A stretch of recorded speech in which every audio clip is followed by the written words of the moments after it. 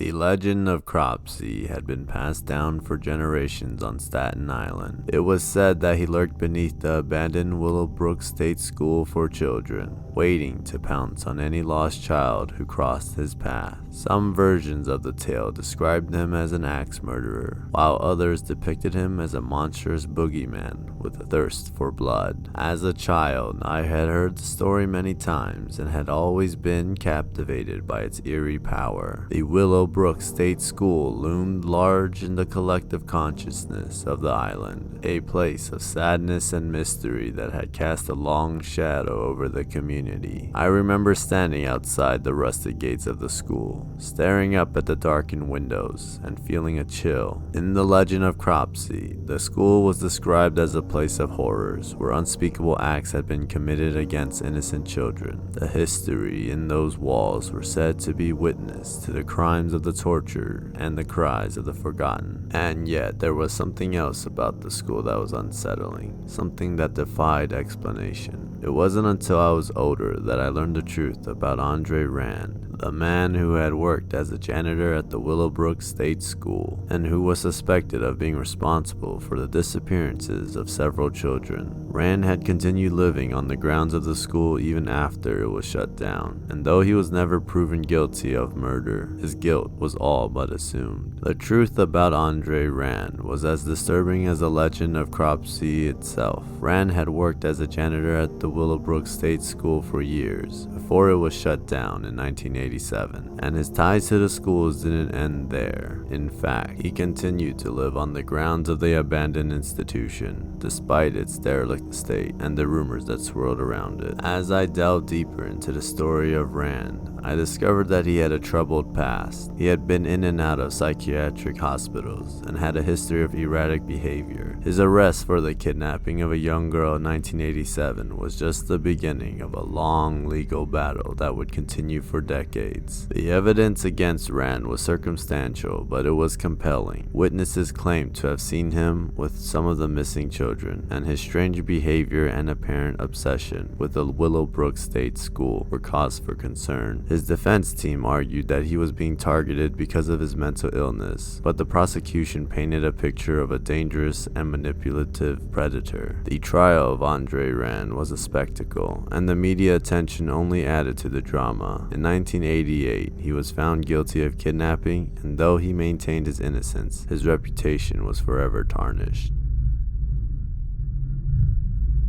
The legend of the Bunny Man has been passed down for generations in Fairfax County, Virginia. It is a story that still sends shivers down the spines of those who hear it. As a child, I remember listening to the tale with the rapt attention, my imagination running wild with images of a madman in a bunny suit lurking in the shadows. The story goes that in 1904, a bus carrying patients from an asylum in Fairfax County crashed, allowing the patients to escape. All but one of the patients were eventually recaptured, but dead bunnies began to appear in the area shortly after the accident. Many of these bunnies were found hanging from the Fairfax Station Bridge, a creepy and ominous sight for those who stumbled upon them. But as I grew older, I learned that the legend may not be entirely accurate. Historians have claimed that there were no asylums in Fairfax County in 1904, making the story more of an urban myth than anything else. However, the story of the Bunny Man persists, with many locals still claiming to have seen the bunny-suited figure wandering the woods at night. Despite the lack of evidence to support the legend, it still captivates the imagination. In 1970, the Bunny Man legend took on a terrifying new dimension when a pair of mysterious and frightening incidents occurred in Fairfax County. A man dressed in a white bunny suit was spotted in the area, brandishing an axe and instilling fear in the hearts of locals. Their first incident occurred when a young couple was driving through the area at night. As they rounded a corner, they saw a figure in a bunny suit standing in the middle of the road. As they slowed down, the figure hurled an axe at their car, shattering the passenger side window. Miraculously, neither of them was hurt, but the incident left them shaken and terrified. Only 2 weeks later, another Fairfax County man had his own terrifying encounter with the Bunny Man. He discovered the axe-wielding figure chopping up the porch of a recently built unoccupied house. When he called the police, the Bunny Man disappeared before they arrived, leaving no trace behind. The Bunny Man became a local legend, and the incident sparked a frenzy of fear and speculation in the area. The police launched an investigation, but the Bunny Man was never apprehended. Many believed that the Bunny Man was a deranged individual who had snapped, while others speculated that it was a prankster trying to scare the locals. The real-life Bunny Man may never be identified, but the legend lives on.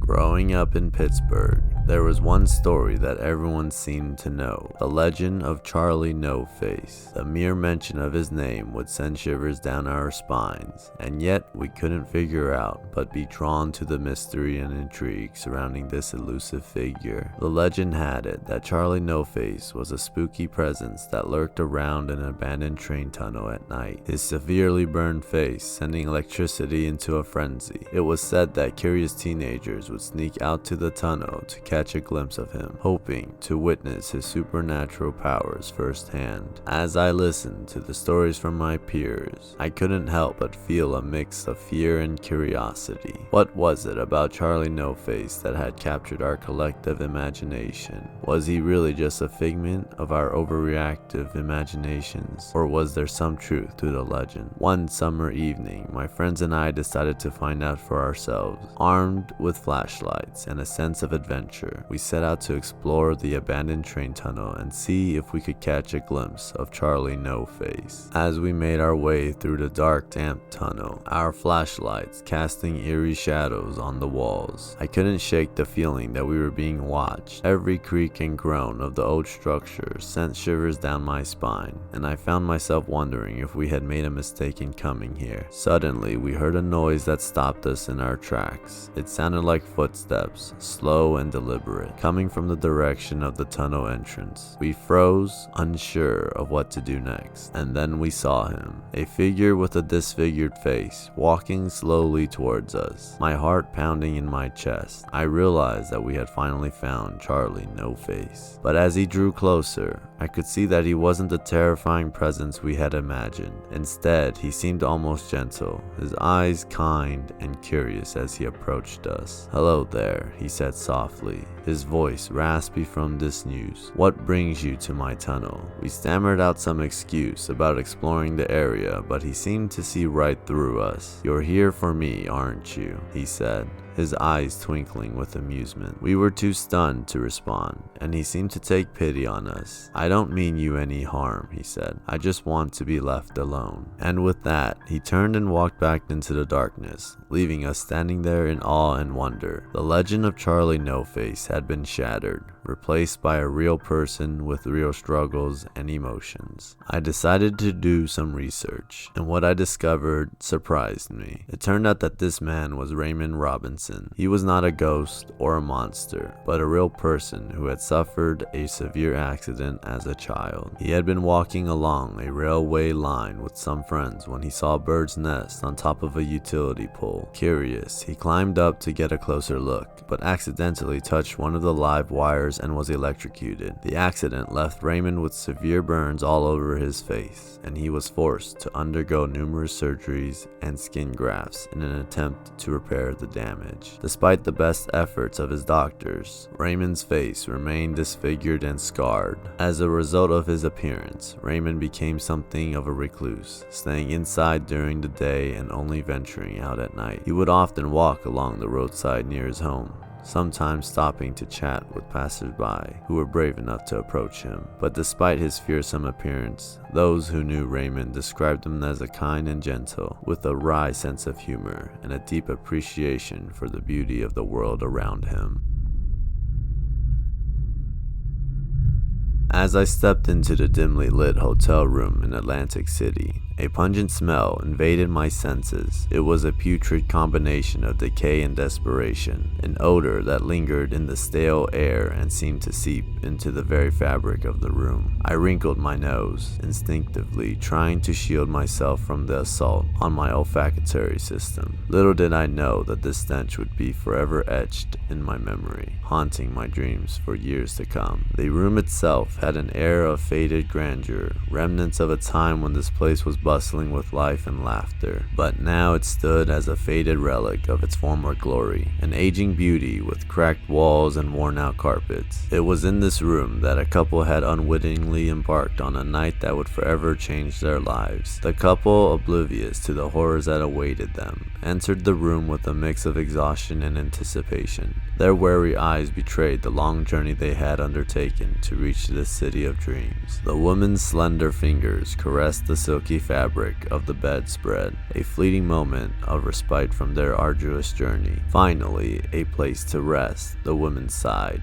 her voice tinged with relief. Her partner nodded in agreement, his eyes scanning the room with a casual glance. Not too shabby, huh? It's got that old world charm. They exchanged a tired smile, unaware of the nightmare lurking beneath the surface. Nightfall descended upon Atlantic City, casting shadows that danced ominously across the room. The couple lay side by side, seeking solace in the comfort of the mattress beneath them. But as the night grew deeper, an unease began to settle upon them, an unspoken heaviness in the air. "What is that smell?" the woman murmured, her voice laced with a mixture of confusion and concern. Her partner shifted uncomfortably, his brows furrowing as he sniffed the air. "I don't know. It's like something died in here." Slowly, realization dawned upon them like a creeping nightmare. In the dim light, their eyes met and a silent understanding passed between them. "We need to get out of here," the man said, his voice barely above a whisper, as if afraid to disturb the air. But their room seemed to hold them captive,